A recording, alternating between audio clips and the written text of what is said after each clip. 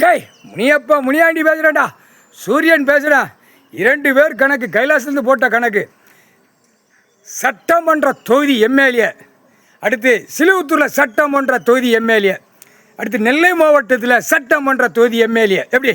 நெல்லை மாவட்டம், கன்னியாகுமரி, அடுத்து திருச்சி, தஞ்சாவூர், தேனி, எல்லாம் போடிமெட்டு, திண்டுக்கல், எல்லாம் மதுரை, தஞ்சாவூர், எல்லாம் டெல்லி, சென்னை வரைக்கும் சட்டமன்ற தொகுதி எம்எல்ஏ கூட்டிகிட்டே போவான்.